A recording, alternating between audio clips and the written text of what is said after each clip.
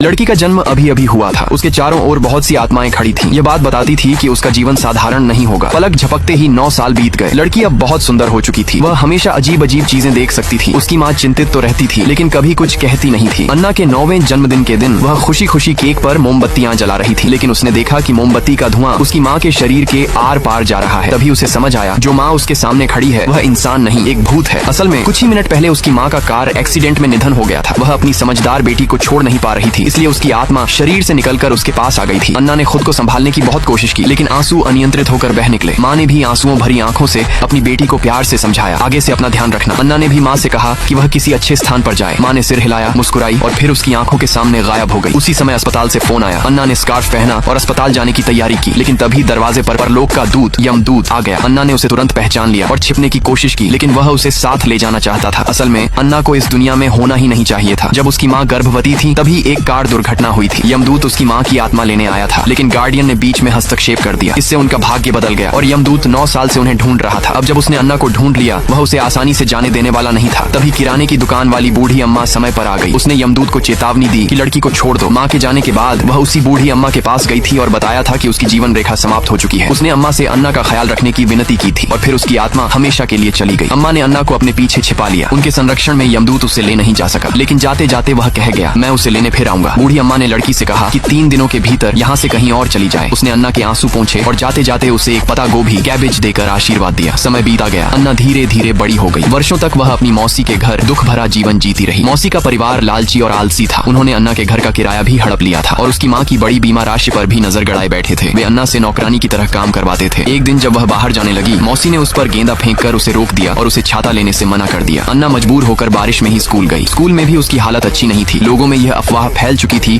कि वह आत्माएं देख सकती है, इसलिए सहपाठी उसे अलग थलग रखते थे और वह स्कूल की डरावनी लड़की बन गई थी। एक दिन स्कूल से लौटते समय एक भूत उसके पास आया, लेकिन अगले ही क्षण भूत जैसे किसी और भी भयानक चीज को देखकर डर गया और भाग खड़ा हुआ। अन्ना सोचने लगी, क्या भूत से भी ज्यादा डरावनी कोई चीज यहाँ है? असल में सामने से आ रहा व्यक्ति ही गार्डियन था। जब दोनों एक दूसरे के पास से गुजरे तो उनकी आंखों में एक अजीब सी चमक उभरी। उस पल गार्डियन को भविष्य की एक झलक दिखी, लेकिन दृश्य बहुत धुंधला था, इसलिए उसने ध्यान नहीं दिया। वह यह नहीं जानता था कि जिस लड़की के पास से वह अभी गुजरा है वही उसकी 1000 सालों से खोजी हुई दुल्हन है।